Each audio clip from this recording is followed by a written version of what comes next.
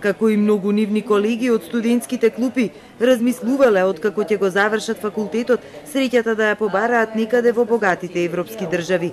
Иако стипендисти на големите енергетски компании не се надевале дека ќе успеат и да се вработат, не е ни тајна дека партиските и лични релации досега често биле посилни аргументи од трудот, знаењата и стручноста. Сепак државната МЕПСО реши да ги отвори вратите за 6 млади електроинженери, нивни, но и стипендисти на ЕЛЕМ и на ЕВН. Амбицијата не е секогаш залудна.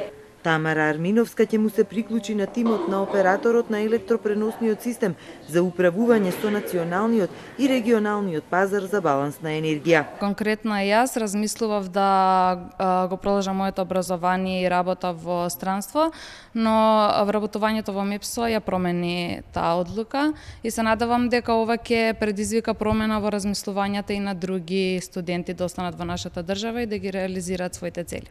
Сите ќе земаат стартна плата од 40.000 денари. Во странство сумите се повисоки, но за овдешните прилики го сметаат за добра мотивација. Арди Хамза ќе се приклучи на инженерскиот тим на одделот за далеководи.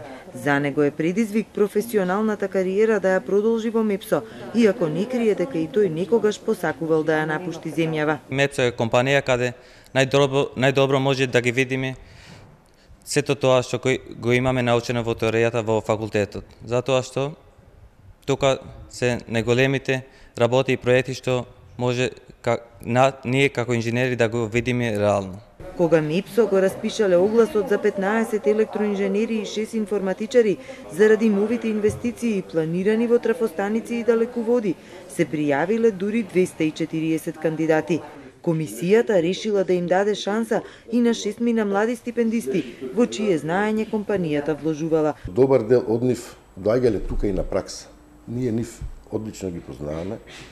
Колегите знаат за кои деца се работи, ќе ни бидат од огромен придонес за нас како компанија, кои што многу побрзо ќе влезат во системот. Марија Трпевска ќе работи на анализи на мрежата во службата за оперативно планирање. Ова вработување тука, нели ме натера да останам тука и сега мислам дека може да го продолжам своето и дел од образованието и професионалната кариера во Македонија. Василевски не крие дека партиските и други телефони овој пат звонеле, но тој ги одвраќал со поговорката дека со струјата се игра само еднаш.